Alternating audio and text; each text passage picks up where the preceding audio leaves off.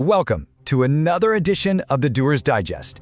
This is where we dig into ancient wisdom and pull out real, actionable strategy for you today. And today, man, we are unpacking a 3,000-year-old story about a shepherd who became a king to find a timeless blueprint for getting from that big idea to a lasting impact. So let's jump right in. Our anchor text today is 2 Samuel chapter 5, and it kicks off right here. Now you might see this and think, okay, it's just a historical footnote, but it is so much more than that. This is the exact moment a hunted shepherd finally gets the crown. He's 30 years old. Think about that. It's the end of a really long, hard journey, but it's the very beginning of his legacy.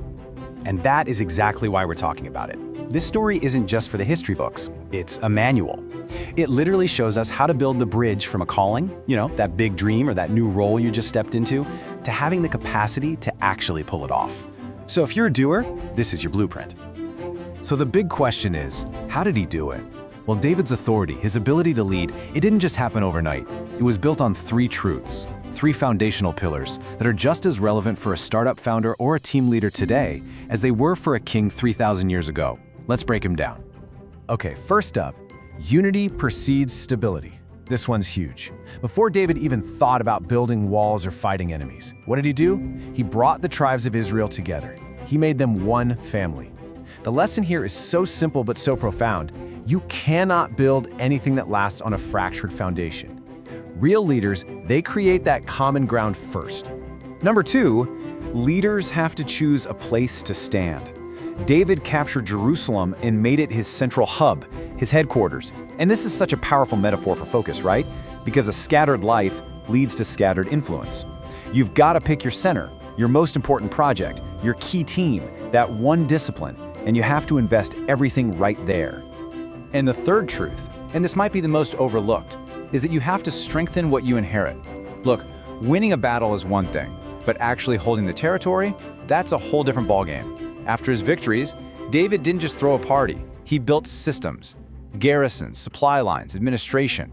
A win without a system to back it up is just, well, it's a temporary high. Follow through is everything. Okay, so that brings us to the core challenge of this whole thing. It's time to stop talking about principles and start putting them into practice. It is time for you to pick your Jerusalem.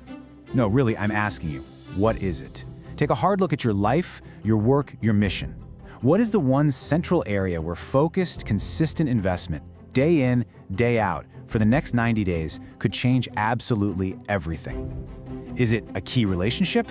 A critical project at work? A spiritual habit you know you need? Whatever it is, that is your Jerusalem. All right, let's get ruthlessly practical now. Knowing your Jerusalem, that's step one. But the next step is having a toolkit to actually start building. We're done with theory. This is all about what you can do like today. Here are 4 simple moves, straight out of David's playbook. First, like we said, pick your Jerusalem. Nail it down. Second, build one simple structure, a new habit, a weekly meeting to protect your progress. Third, unite one person. Find an ally. And finally, fight the small battles. Deal with that nagging problem you've been putting off.